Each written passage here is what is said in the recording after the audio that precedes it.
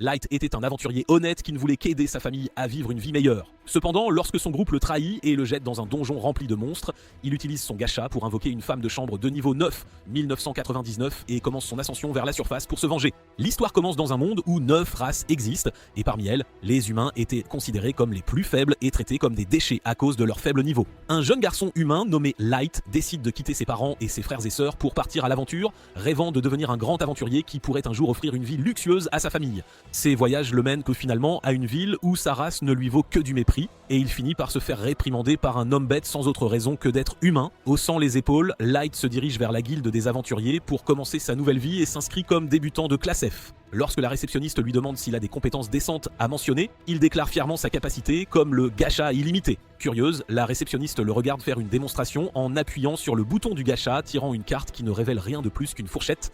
Avec confiance, il dit « relâcher », seulement pour qu'une fourchette tordue apparaisse dans sa main, laissant la dame peu impressionnée alors qu'elle se demande comment il compte vaincre des monstres avec des couverts.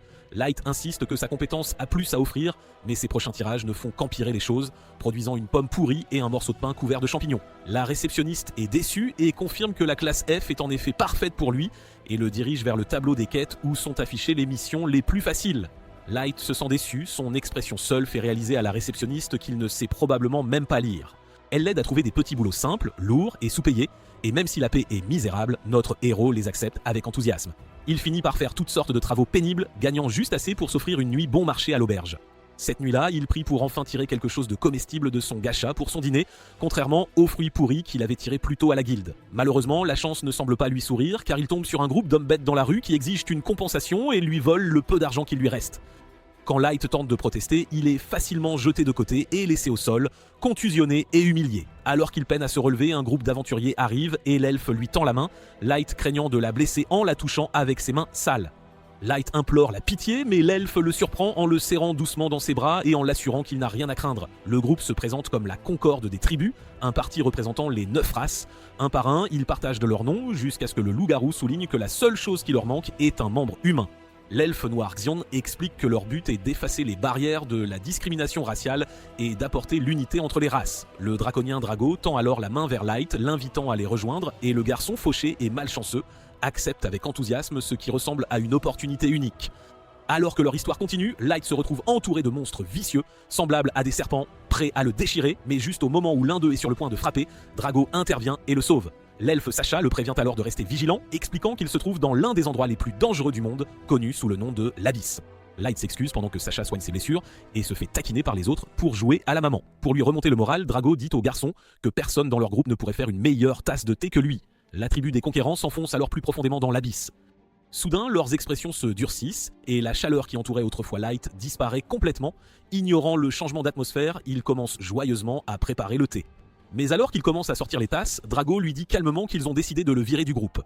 Light se fige, incapable de croire ce qu'il vient d'entendre. Garou sourit et se moque de lui demandant s'il est devenu sourd. Quand Light balbutie de confusion, l'homme bête ricane et dit qu'ils n'ont plus aucune utilité pour lui. Même Sacha et Sion, qu'il avait autrefois traité avec gentillesse, détournent le regard avec dégoût, qualifiant les humains de pathétiques et faibles. Le nain grogne que Light n'était qu'un poids mort et qu'il vaut mieux s'en débarrasser maintenant. Toujours en essayant de comprendre, Light demande si c'est une sorte de blague cruelle puisqu'ils étaient si gentils avec lui avant.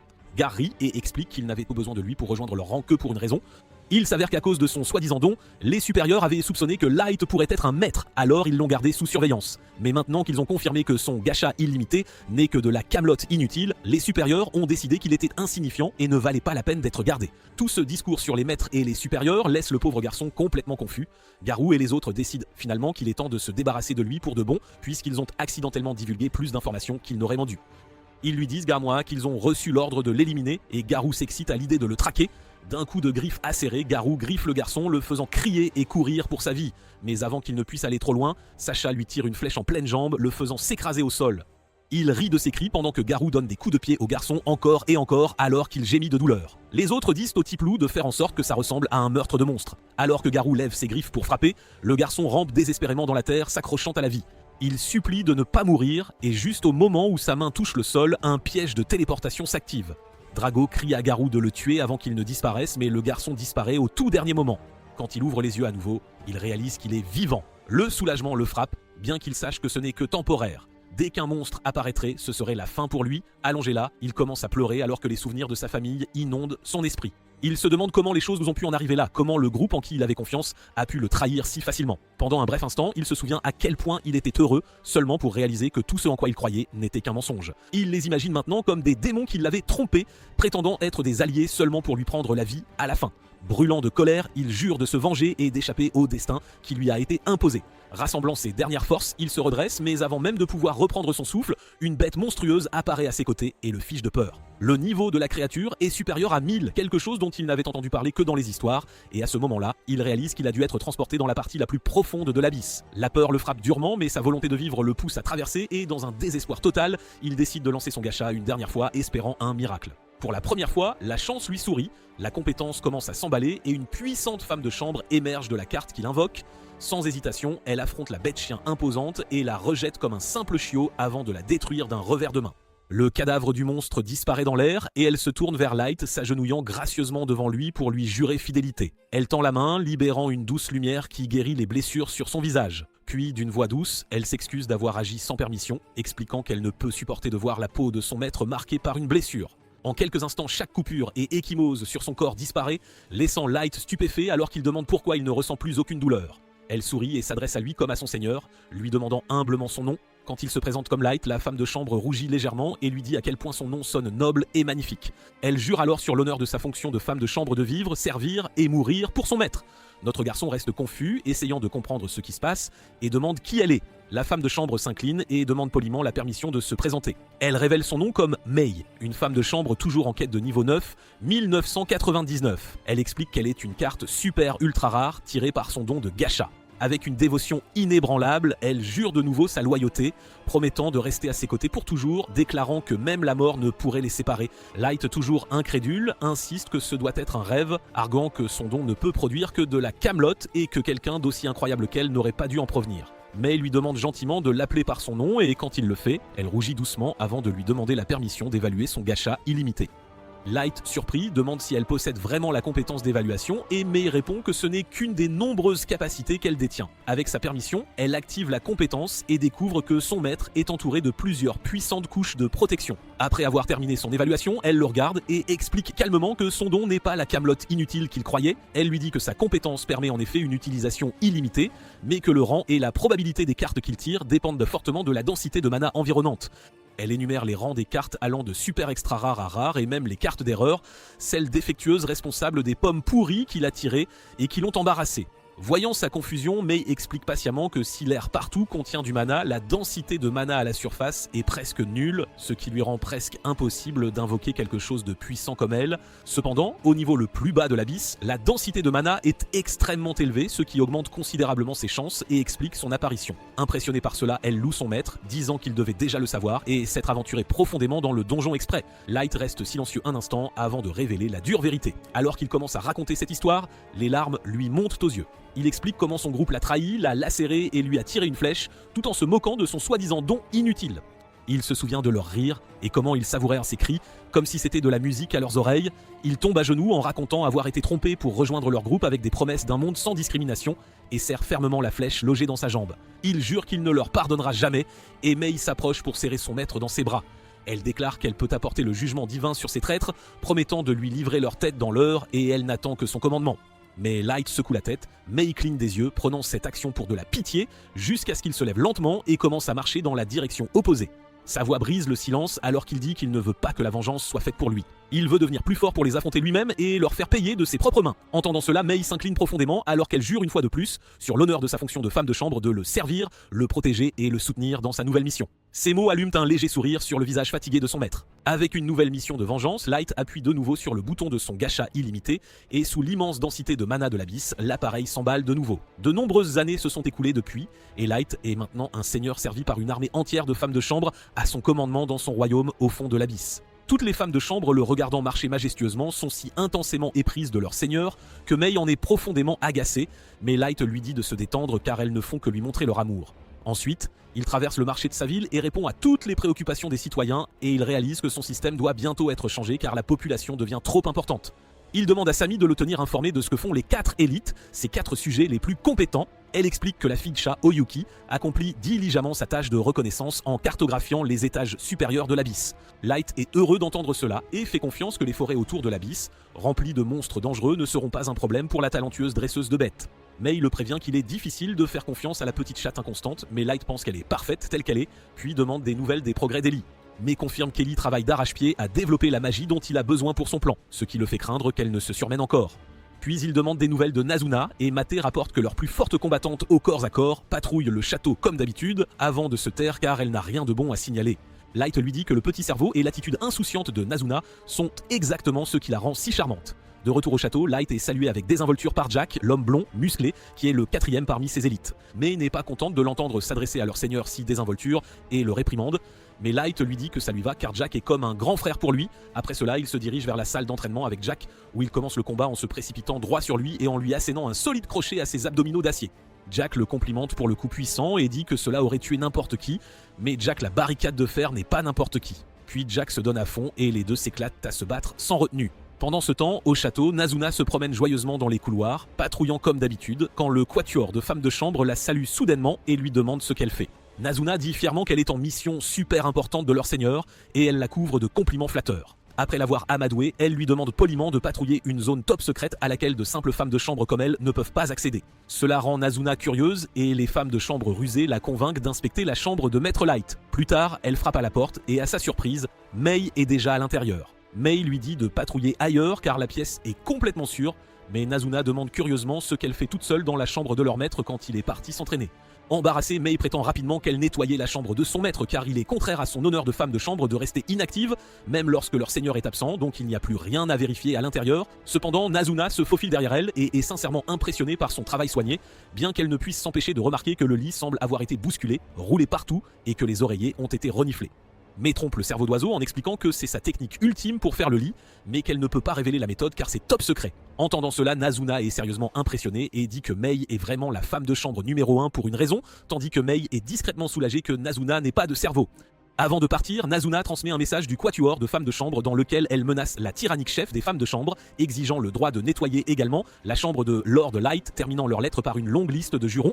Nazuna est un peu confuse par ce que signifie cette étrange fin, mais May lui dit de ne pas s'en faire avec sa jolie petite tête, car c'est son travail de gérer les problèmes du quatuor de femmes de chambre. Elle fait aussi taire Nazuna avec 3 pièces d'argent, ce qui la rend très heureuse, et elle part tranquillement acheter des collations avec son argent de poche. En ville, Nazuna regarde toutes les friandises appétissantes devant elle, mais elle finit par choisir ses petits pains préférés et une bouteille de lait frais. Plus tard, elle trouve Oyuki assise sur la terrasse et lui demande ce qu'elle fait. Après que Nazuna ait échoué de manière fantastique à interpréter ce que sa muse voulait dire, Oyuki lui dit simplement qu'elle est venue livrer la carte terminée que May lui avait demandé de faire. Entendant cela, Nazuna lui donne une tape brutale dans le dos, lui disant de le dire dès le début, et s'éloigne joyeusement. Plus tard, dans la salle du trône, elle se sent seule sans son maître, et frotte son visage contre son trône pour se sentir plus proche de lui. Cependant, elle appuie trop fort et casse accidentellement l'une des ailes d'ange à laquelle elle s'accrochait. Avant qu'il n'y ait des témoins, elle ramasse rapidement le morceau cassé par terre, le recolle faiblement sur la statue et s'en va en vitesse. De retour dans la salle d'entraînement, Jack et Light lancent leur dernier coup de poing et décident d'aller au bain pour se débarrasser de leur épuisement. Là, Jack lui dit qu'il est pratiquement une arme ambulante maintenant et que le nombre de personnes à la surface qui peuvent le battre est très faible, mais pas nul. Light comprend et déclare qu'il ne baissera jamais sa garde tant qu'il n'aura pas réussi sa vengeance. Pendant ce temps, dans le bureau de May, elle fixe le quatuor de femmes de chambre et leur demande si elles savent pourquoi elle les a appelées. Quand elles font semblant de ne pas savoir, May répète leur message mot pour mot, faisant paniquer les femmes de chambre et s'excuser sincèrement. Mais leur demande ce qu'elle voulait dire exactement par tout cela. Et les femmes de chambre le présentent nerveusement comme leur propre façon de lui montrer du respect. Cela énerve sérieusement May. Les femmes de chambre commencent à se chuchoter que c'était une mauvaise idée dès le début, c'est qu'elles aient envoyé leur message de alors elle les condamne à nettoyer la vaste salle menant à la salle du trône, parler directement en punition entièrement à la main. Le quatuor de femmes de chambre est complètement choqué et dit que c'est impossible à faire, mais May ignore leurs supplications et répond froidement qu'elle partira bientôt en mission avec leur maître et qu'elle s'attend à ce qu'elles terminent leur travail correctement jusqu'à son retour. Pendant ce temps en ville, Nazuna presse son visage contre une vitrine, fixant le grand gant noir qu'elle veut désespérément acheter. Juste à ce moment-là, Ellie la repère et lui demande ce qu'elle fait. Nazuna lui parle avec enthousiasme du gant, puis demande curieusement pourquoi Ellie ne travaille pas en ce moment. Ellie répond avec suffisance qu'elle a terminé ses tâches si efficacement qu'elle a du temps libre, quelque chose qu'une créature au petit cerveau comme elle ne pourrait jamais comprendre. Frustrée, Nazuna dit que son cerveau n'est pas petit car elle peut faire des calculs rapides. Mais quand Ellie la met au défi de le prouver, Nazuna se trompe lamentablement à chaque problème, Ellie soupire et répète qu'elle est vraiment stupide, et les deux commencent à se battre comme des petites filles en plein milieu de la ville. Au final, Nazuna dit fièrement qu'elle a des choses plus importantes à faire comme patrouiller le château, mais Ellie la taquine en disant qu'elle réservera une chambre privée pour sa prochaine rencontre avec Maître Light, où elle prendra le thé et profitera d'activités nocturnes amusantes avec lui. Nazuna trouve injuste de prendre le thé seule avec leur maître, et quand Ellie sourit et demande si c'est tout ce qui la met en colère, Nazuna prouve à quel point sa tête est vide en demandant s'il y a autre chose dont elle devrait être jalouse. Ellie ne sait vraiment pas si elle est trop innocente ou simplement stupide. Sur ce, Nazuna lui dit joyeusement de l'appeler à l'aide chaque fois qu'elle a besoin de son assistance et s'éloigne gaiement avec un grand sourire. De retour au château, l'une des femmes de chambre fait une crise à propos de l'injustice de leur punition, disant que la gestion de Mei est vraiment aussi diabolique qu'elle le prétendait. Cependant, elles abandonnent rapidement après avoir réalisé qu'il n'y a littéralement rien qu'elles puissent faire contre la monstrueuse chef des femmes de chambre. Alors qu'elles rêvassent de nettoyer la chambre de leur maître, de renifler ses draps et de lécher ses cuillères, elles commencent à bavarder que Mei était la toute première femme de chambre de Light et qu'il était tout seul avec elle. Tandis qu'elles se demandent quelle folie un garçon et une fille seuls dans l'abîme ont bien pu faire ensemble dans le donjon, le quatuor de servantes brûle de jalousie et se met à maudire Mei par pure haine. C'est alors que Mei apparaît derrière elle et déclare calmement qu'elle était sur le point de partir quand elle a soudainement entendu les voix d'une bande de servantes essayant passionnément de maudire son nom, mais leur fait comprendre que Light était bien trop occupé à étudier des livres et à maîtriser des techniques de combat, donc ils n'ont jamais eu le temps pour les choses scandaleuses que les servantes imaginaient. Elle admet s'être sentie un peu coupable de les avoir punis trop sévèrement au début, mais il semble qu'elle se soit trompée, car les servantes ont clairement beaucoup trop de temps à perdre. Pour y remédier, elle ajoute le nettoyage de la salle du trône à leur punition déjà brutale. Dans la salle du trône, les servantes se plaignent sans arrêt en frottant l'énorme sol, se demandant si elles auront vraiment fini avant le lever du jour. C'est alors que l'une d'elles casse accidentellement une aile de la même décoration d'ange que Nazuna avait déjà brisée plus tôt. Au même moment, Nazuna est allongée dans son lit, profondément satisfaite après une longue journée à protéger la paix du château, bien qu'elle regrette vraiment son maître bien-aimé et souhaite secrètement le revoir le lendemain. Le lendemain matin, Light se dirige vers l'abîme et trouve ses filles en pleine dispute bruyante dehors. Mizuna et les autres sont ravis de le voir, et tandis qu'Ellie se chamaille avec Mizuna comme d'habitude, Light commence par réflexe à chatouiller le menton d'Oyuki. Les filles deviennent immédiatement jalouses qu'il accorde toujours un traitement spécial à Oyuki, mais Light explique que ses mains bougent toutes seules parce qu'elles lui rappellent un chat mignon. Sur ce, il leur dit qu'il est enfin temps de faire ce pourquoi elles sont venues ici. Au même instant, un monstrueux chien à 2 têtes surgit de l'obscurité, faisant trembler Light de la tête aux pieds, alors que des souvenirs de son traumatisme passé défilent devant ses yeux, le moment où il était impuissant face à un tel monstre. Mais sa peur disparaît instantanément quand Nozuna devient furieuse contre le sale cabot qui a osé montrer ses crocs à son seigneur, et Ellie suggère froidement qu'elle s'assurera que toute leur espèce s'éteigne, aussi bien sous terre qu'à la surface. Leurs mots durs et leur intention de tuer écrasante terrifient tellement le chien de l'enfer qu'il baisse la tête de désespoir, perdant toute volonté de se battre. Light a pitié de lui et leur ordonne d'arrêter, disant que cette pauvre créature ne peut plus rien lui faire maintenant. Après s'être doucement excusé auprès du toutou, il dit au groupe que Mei vient de lui donner le feu vert pour exécuter leur plan tant attendu, car leur cible a enfin mordu à l'hameçon. Sur ce, il part réclamer la vengeance qu'il attend depuis toutes ces années. À la surface, tous les hommes bêtes de la Cité des Loups dégagent les rues avec admiration alors que Garou fait son grand retour. Tous les hommes bêtes deviennent absolument fous dès qu'ils le voient, et tandis que les hommes offrent leur sœur en mariage, les femmes lui demandent au Pruluhidan de leur raconter ses exploits en privé. Garou marche fièrement à travers la foule de fans en liesse avec un large sourire. Quand il aperçoit un humain affamé fouillant les poubelles pour de la nourriture, il repousse le garçon d'un coup de pied et lui crache au visage pour avoir sali les rues de son existence dégoûtante.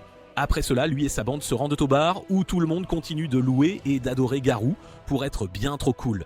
Il rit et leur dit de se déchaîner puisqu'il a une montagne d'argent, ce qui rend les autres hommes bêtes encore plus fans, l'un d'eux rêvant de devenir comme lui un jour.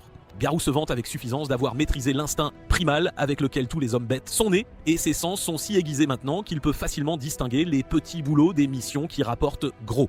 En entendant cela, l'un de ses acolytes demande nerveusement si c'était pareil pour le travail qu'il a fait avec la concorde des tribus, mais les autres le font vite taire car c'était censé être une mission d'infiltration.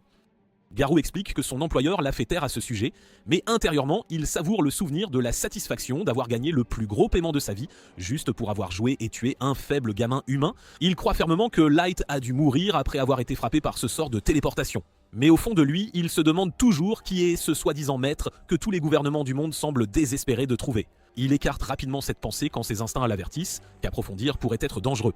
À cet instant précis, Mei entre dans la pièce et s'excuse poliment d'interrompre sa célébration, lui demandant s'il est bien Garou en personne. Elle lui demande respectueusement s'il est vraiment le grand Garou, l'ancien membre de la légendaire Concorde des Tribus, et même si ses acolytes sont offensés qu'une fille humaine ose approcher leur chef, Garou décide de l'écouter. mais se présente comme la servante la plus loyale de Lord Light et explique qu'elle cherche son maître depuis très longtemps. Tandis que Garou se demande si ce petit morveux griffonneur aurait vraiment pu être un seigneur, May poursuit calmement que son maître est issu d'une longue et noble lignée. Il refuse de la croire et la traite de menteuse. Mais May dit qu'elle ne peut pas partager les détails et lui demande de ne pas s'immiscer davantage. En entendant cela, Garou y réfléchit un instant et réalise que si la fille ne ment pas, cela pourrait être une excellente occasion de gagner une énorme somme d'argent auprès d'une famille noble. Ensuite, May lui dit qu'elle a fait un long voyage pour découvrir ce qui s'était réellement passé et a récemment appris que son maître avait rejoint le conquérant des tribus pour ensuite perdre la vie lors d'une mission au plus profond de l'abîme. Lassé de son histoire ennuyeuse, Garou la coupe grossièrement et lui dit de lui expliquer ce que cela a à voir avec lui. Alors May lui demande avec émotion de l'escorter jusqu'à l'endroit même où son seigneur a péri.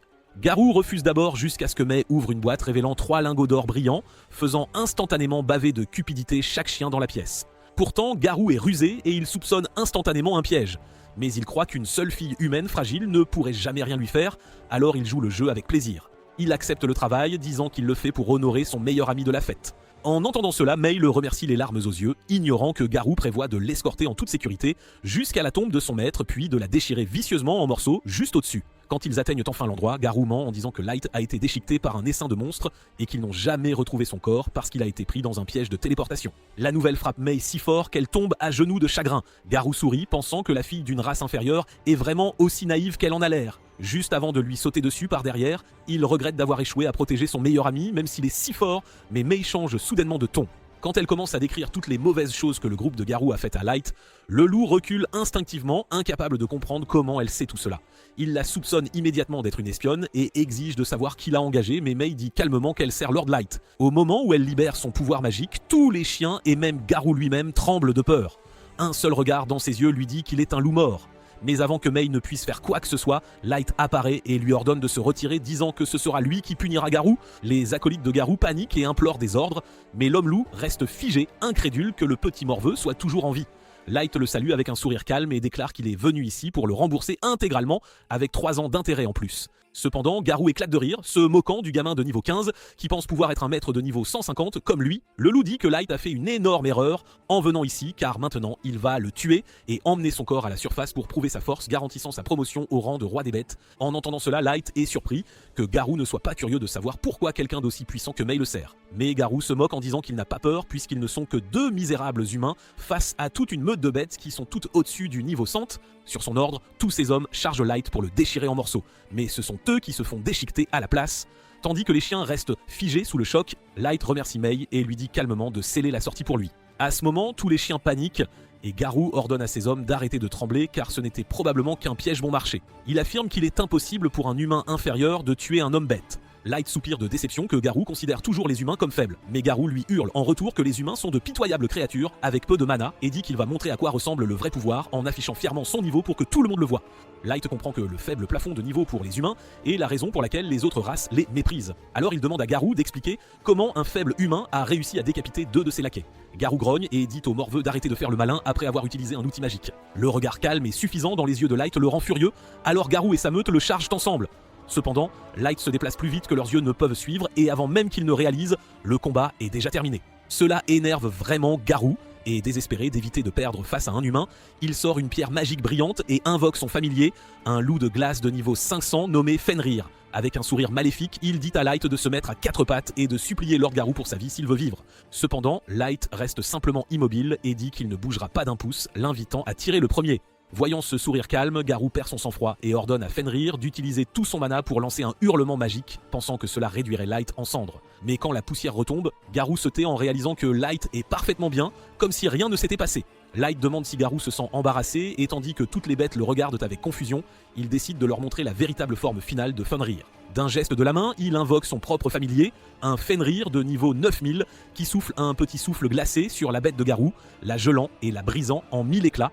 Garou n'arrive pas à croire que Light commande une créature aussi puissante, mais Light admet qu'il aurait pu écraser le petit chiot de Garou lui-même s'il en avait eu envie. Après cela, il révèle son propre niveau, choquant tout le monde puisque les humains ne devraient pas pouvoir dépasser le niveau 100.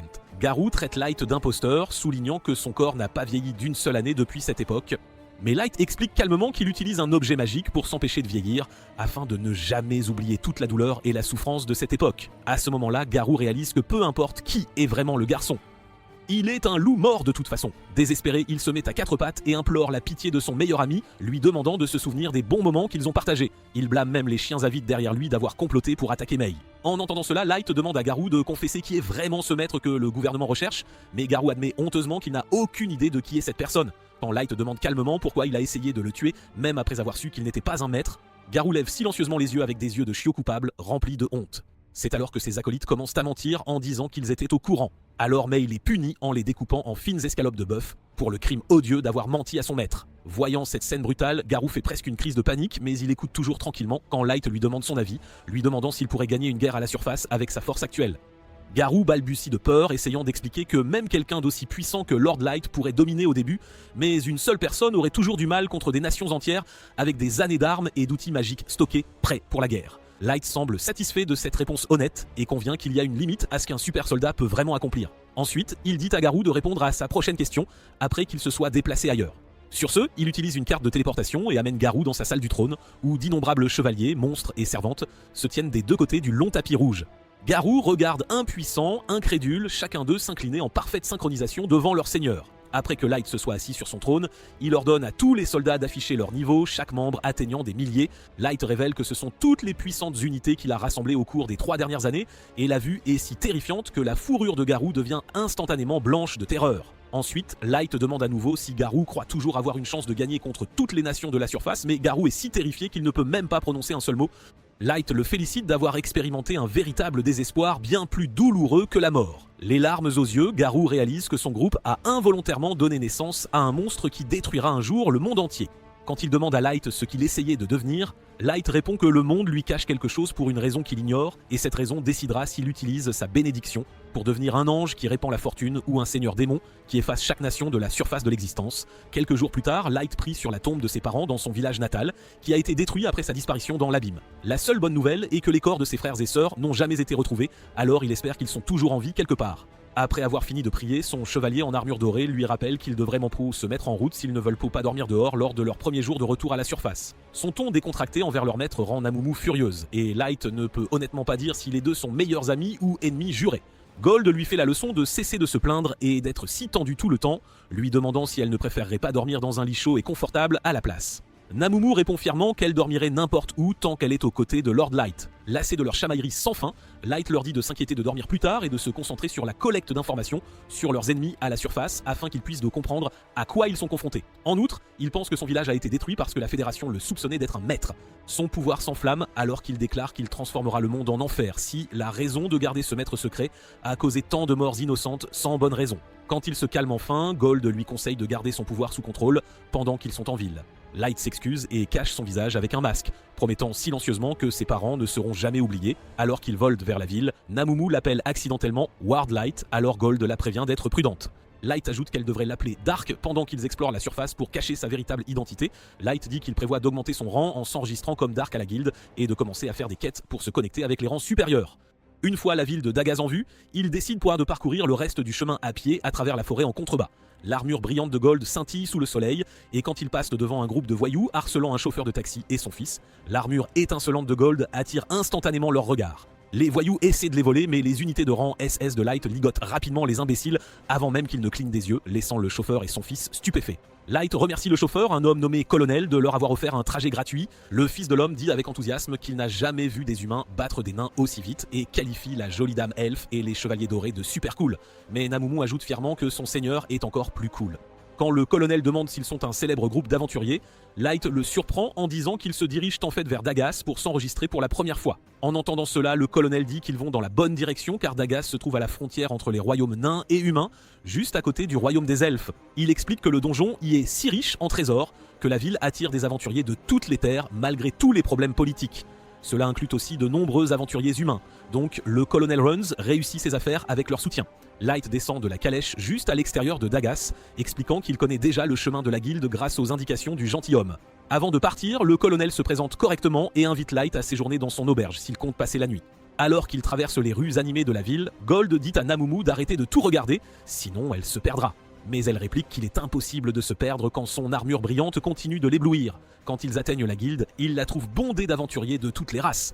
Il y a aussi beaucoup d'humains, mais ils s'écartent rapidement quand un démon passe. Light est un peu triste que les humains soient opprimés par les autres races même après tout ce temps. Lors d'une inscription, Namumu se met en colère quand la réceptionniste attribue à Light un rang F puisque tous les débutants commencent par le bas. Elle essaie désespérément d'expliquer qu'il est l'être le plus fort de la planète, mais la réceptionniste refuse catégoriquement. Voyant cela, Light s'excuse en son nom et demande calmement à la dame de compléter son inscription. Plus tard, dehors, Namumu pleure à chaudes larmes de honte que son maître ait dû s'excuser pour son comportement. Gold est d'accord, disant qu'elle avait l'air d'une idiote totale devant tout le monde. Light lui dit d'arrêter de la taquiner et il répond qu'il ne fait que dire la vérité, ce qui rend Namumu encore plus triste.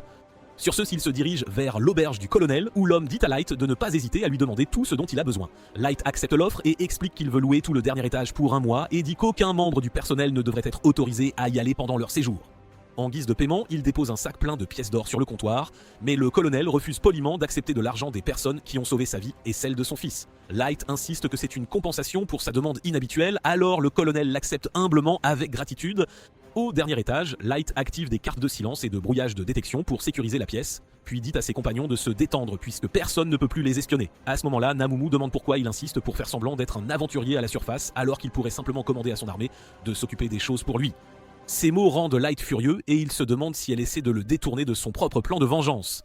Son pouvoir s'enflamme violemment, secouant tout le bâtiment même si Namumu s'excuse encore et encore pour ses paroles insensées. Il se calme finalement quand Gold loue de manière inattendue son courage de se mettre en danger et de se venger de ses propres mains. Après cela, Light s'excuse auprès de Namumu d'avoir perdu son sang-froid. Namumu insiste sur le fait qu'elle a fait une grosse erreur et dit qu'elle aimerait jurer à nouveau sa loyauté à son maître.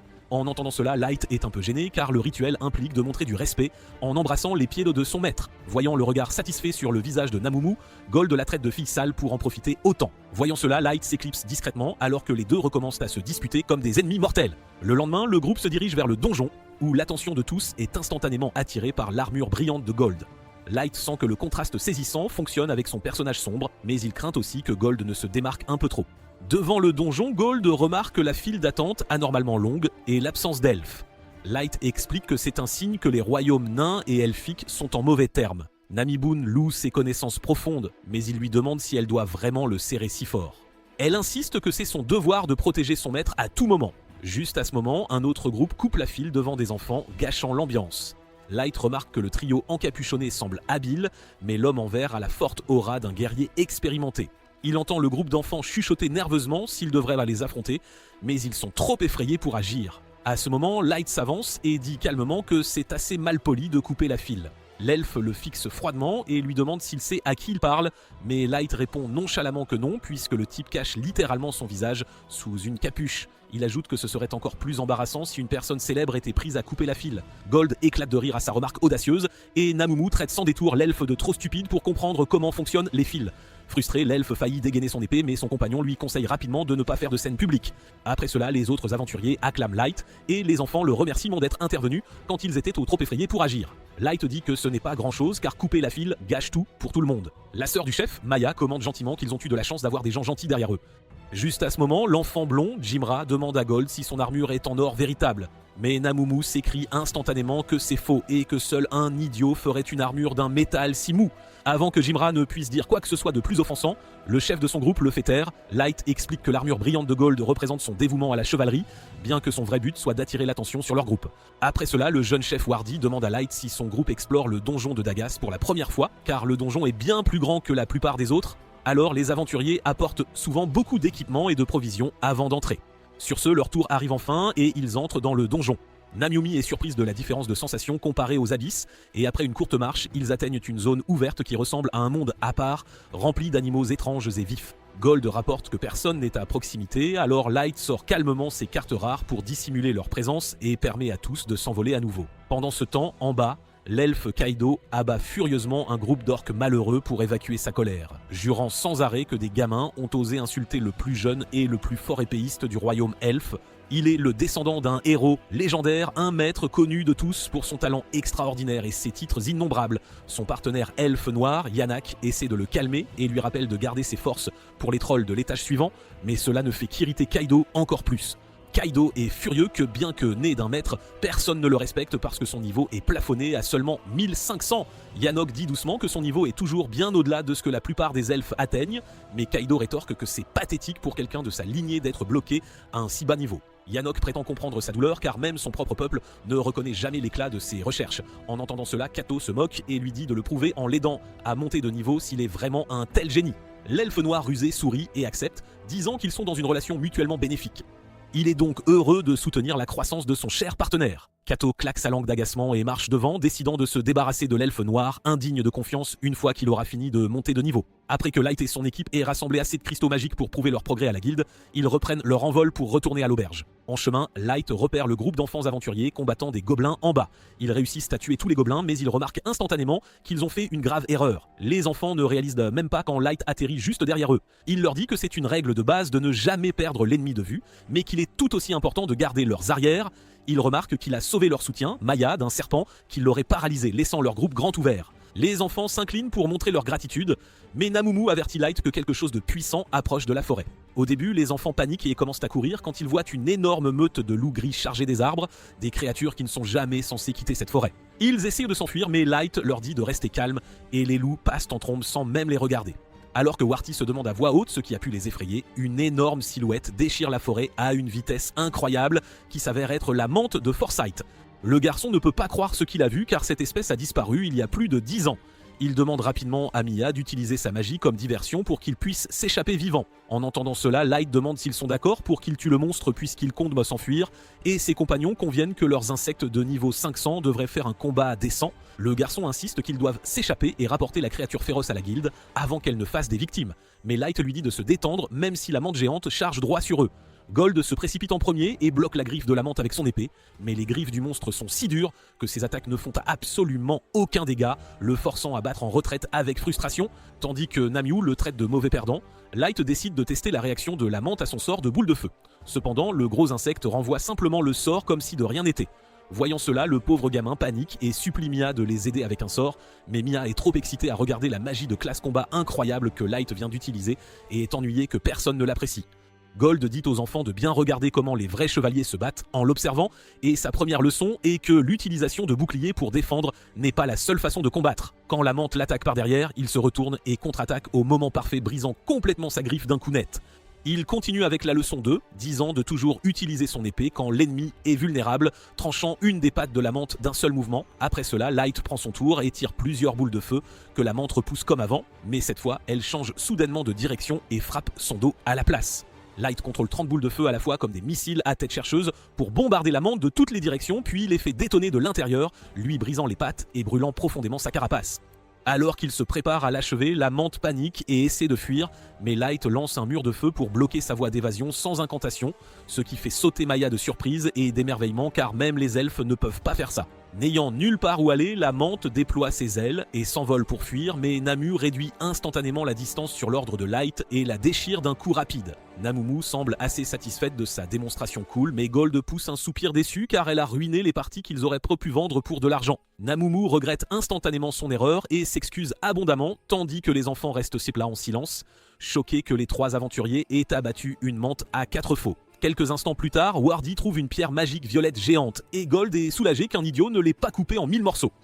Quand Light dit joyeusement qu'ils peuvent maintenant soumettre le cristal pour augmenter leur rang, le garçon demande s'ils sont un groupe d'aventuriers célèbres, car s'ils ont besoin d'une si grande pierre magique pour monter de rang, il devine qu'ils doivent être au moins de rang A ou même S. Light choque les pauvres enfants une fois de plus en révélant qu'ils ne sont que des débutants de rang F qui ont commencé hier. Après cela, Mia invoque une boule d'eau pour qu'il se lave les mains, et Light accepte avec gratitude, remerciant la gentille petite fille d'utiliser son précieux mana sur lui. Les enfants les remercient encore d'avoir sauvé leur vie, et Wardy demande si Light aimerait rester à son camp pour la nuit, même s'il n'a qu'une tente minable et quelques collations à offrir.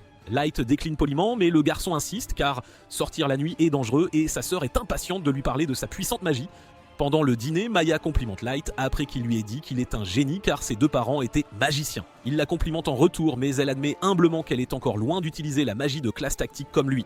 Quand son frère demande ce qu'il y a de si spécial, elle s'enflamme et lui fait la leçon sur la façon dont les sorts à cible unique comme boule de feu sont de classe combat, tandis que les sorts à large zone comme mur de feu sont de classe tactique, et les plus puissants sont les sorts de classe stratégique qui nécessitent un groupe de magiciens pour provoquer des choses comme des tsunamis ou des tremblements de terre.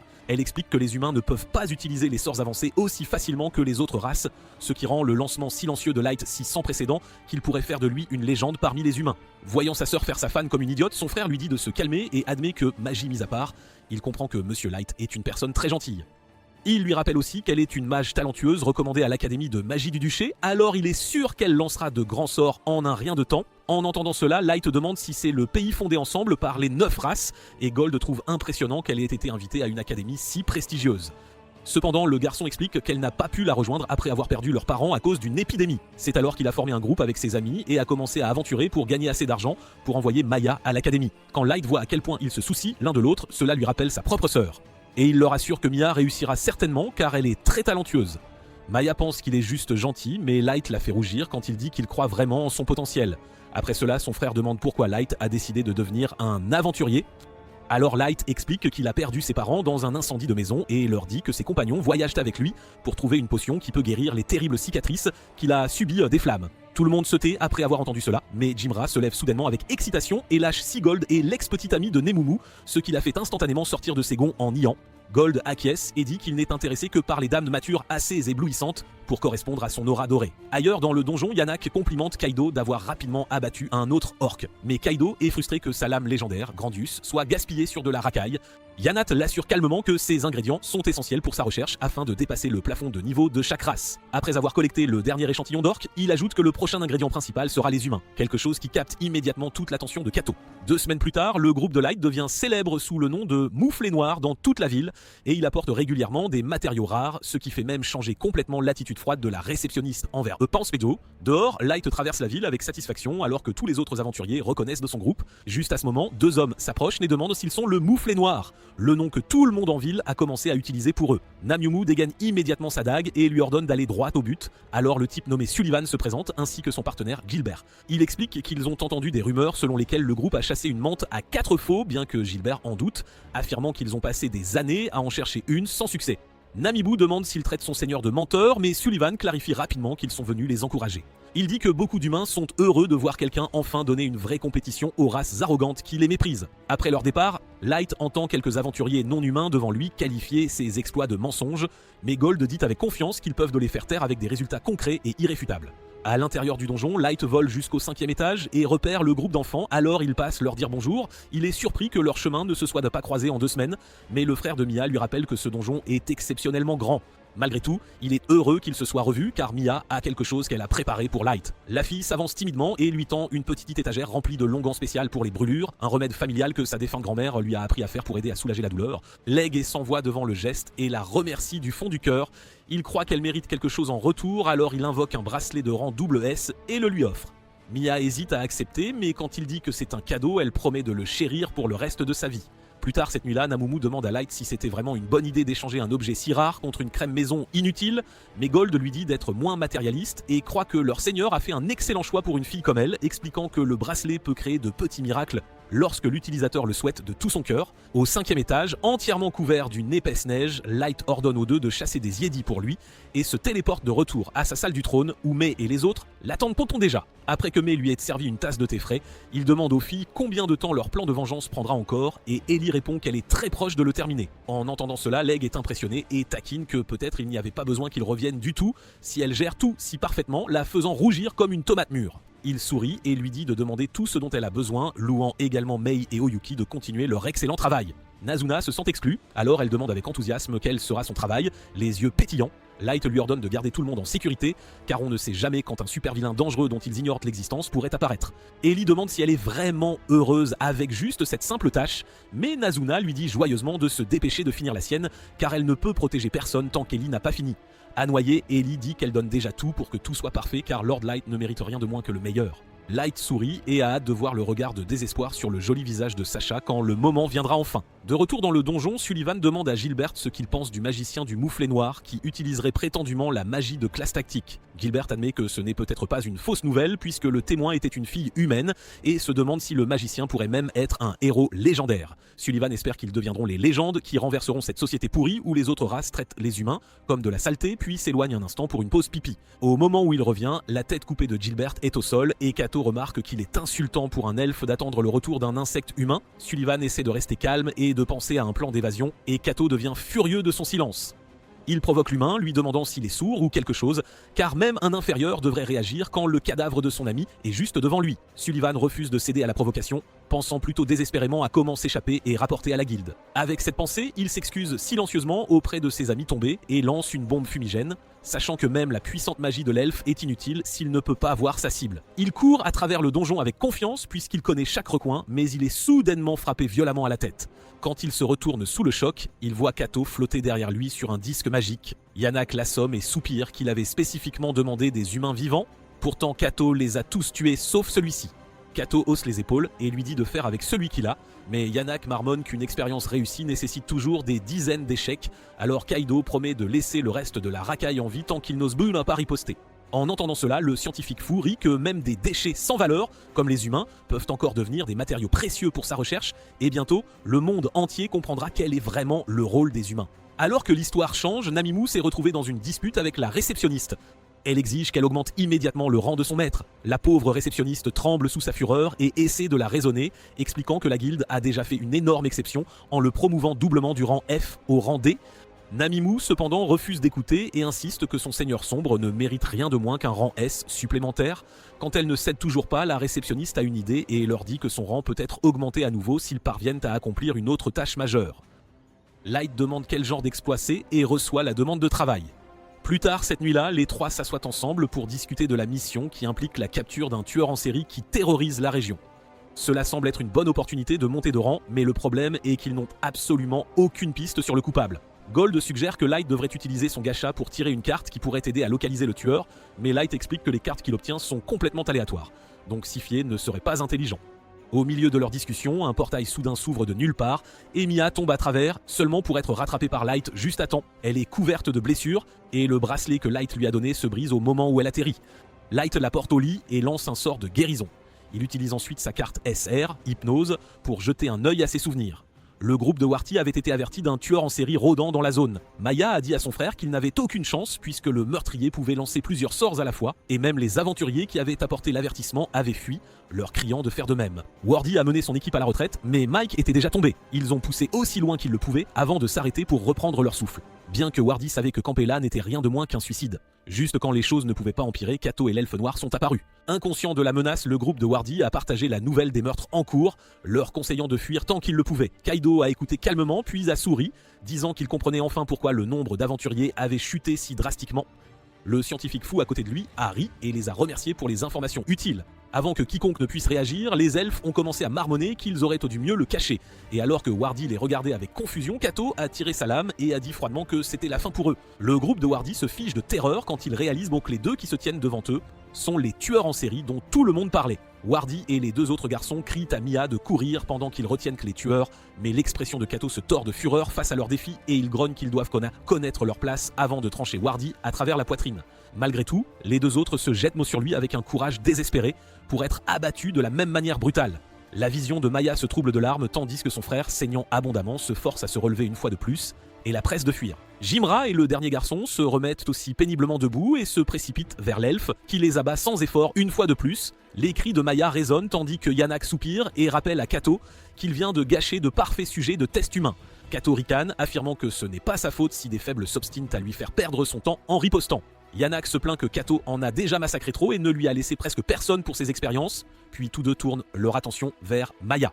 L'elfe noir médite à voix haute que les mages humains sont en fait très précieux, et Kato sourit promettant de mieux maîtriser son tempérament cette fois. Il jette ensuite un coup d'œil à sa silhouette tremblante et demande à Yannack s'il a le temps de s'adonner à quelques plaisirs obscènes.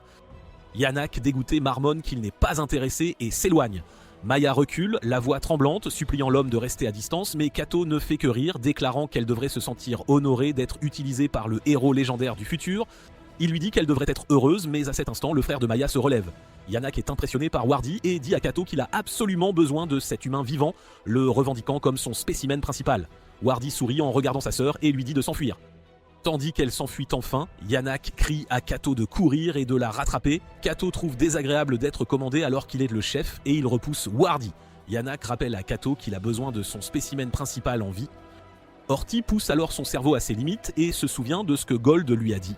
Les batailles sont une question de créativité et d'habileté. Il met ce savoir à profit et lance son épée vers l'elfe qui lui tranche les cheveux, puis enchaîne avec son bouclier, l'utilisant comme arme d'attaque et déséquilibrant Kato, le faisant tomber au sol. Il rit de son exploit et traite le type de minable. En entendant cela, Kato perd son sang-froid une fois de plus et utilise sa compétence d'épée poignardant le pauvre garçon en plein milieu de la poitrine. Alors que Kato s'en prend de nouveau au garçon, Yanax s'avance et rappelle à son maître que le spécimen mage s'est enfui et qu'il doit la rattraper à tout prix, à moins que leurs agissements ne soient révélés. Kato grince des dents, mais il fait exactement cela et rattrape rapidement Maya, la bloquant avec une attaque devant elle. Kaito se vante de pouvoir créer plusieurs lames et les contrôler à volonté grâce à son trésor nommé Grandius, une épée légendaire de classe Fantasma. Il utilise ses épées comme des marches pour descendre tandis que Maya espère désespérément un miracle et invoque une épée de glace, mais Kato la contre sans effort et lui rappelle qu'elle sait déjà qu'elle ne fait pas le poids face à lui. Maya court de nouveau, s'accrochant à l'idée que si elle pouvait juste atteindre Monsieur Ténébreux, il pourrait l'aider, pourtant Kato la fait trébucher en pleine course. Il ne cesse de lui dire d'abandonner et de le laisser faire ce qu'il veut, mais elle refuse de céder, le traitant de tout sauf d'un véritable héros légendaire comme Monsieur Ténébreux et l'accusant d'être un lâche qui s'en prend aux faibles. Ces mots piquent alors que Keita se souvient d'avoir été raillé et insulté par les elfes après avoir été expulsé du prestigieux groupe connu sous le nom des Chevaliers Blancs parce qu'il n'avait jamais pu atteindre leur niveau. Quand Mia le traite de minable sans colonne vertébrale, sa colère devient incontrôlable et il ne cesse de lui crier de se taire, tout en frappant encore et encore avec ses compétences d'épée qu'elle ne peut clairement pas supporter. Même en luttant, la détermination de Mia brille de mille feux alors qu'elle jure de survivre pour ceux qui lui ont donné une chance, et à ce moment-là, le bracelet à son poignet s'active soudainement. Réalisant ce qui s'est passé, notre garçon serre le même bracelet fortement de douleur et ordonne à son équipe de se mettre en route. Pendant ce temps, Yannack tente de sauver ses sujets de test, mais au moment où il les examine, Wardy a déjà rendu son dernier souffle. Il regrette d'avoir perdu un spécimen si précieux et à cet instant, Kaido arrive. Quand Yannack demande s'il a attrapé la fille, l'elfe regarde autour de lui, confus. Yannack se moque de lui pour avoir perdu la trace d'une simple enfant malgré son ancien statut de chevalier blanc, mais Kaido se défend, affirmant que ce n'était pas sa faute puisque la fille s'est évanouie dans la nature. Il insiste qu'il n'y avait aucun moyen pour lui de savoir qu'elle possédait un objet de téléportation, bien que Yannack doute qu'un humain puisse jamais posséder quelque chose d'aussi rare et coûteux. L'elfe noir commence à paniquer, réalisant que si la nouvelle de leurs actions parvient à la guilde, le royaume elfique le découvrira certainement. Il ajoute qu'une fois qu'ils apprendront que Kato a volé l'épée Grandius, leur destin sera scellé. En entendant cela, Kato mouille son pantalon, sachant que les Chevaliers Blancs et le Capitaine Infernal viendraient vraiment le chercher. Le capitaine seul dépasse le niveau 3000, tandis que chaque chevalier sous ses ordres se situe au-dessus de 2000, ne laissant aucune chance de survie à Kato. Yannack a essayé de le calmer, disant qu'il n'avait qu'à terminer sa recherche pour qu'il puisse aider Kato à dépasser sa limite de niveau, ce qui résoudrait tout. Mais juste au moment où ils reprennent espoir, notre garçon apparaît soudainement devant eux et déclare qu'ils n'iront nulle part. Kato devient mal à l'aise car il sait que personne ne pourrait s'approcher furtivement d'un niveau 1500 comme lui, et Light apprend que seul Helio a survécu tandis que les deux autres garçons ont disparu. Yannack est stupéfait que Gold ait emporté Helio sans qu'il ne s'en aperçoive, et Light utilise immédiatement un sort de soin pour panser les blessures des garçons. Il demande ensuite avec colère ce que ses enfants ont fait pour connaître un tel sort, et il admet qu'il avait imaginé grandir avec eux comme amis si le monde n'était pas si injuste. Light se tourne alors vers les elfes et il jure qu'il leur fera payer ce qu'ils ont fait. Yannack tente de négocier, soulignant que c'est lui qui a soigné le garçon, tandis que Kaido se pavane toujours, mais Light dit calmement aux elfes qu'il a pris la fille et qu'il ne rapportera pas cela à la guilde.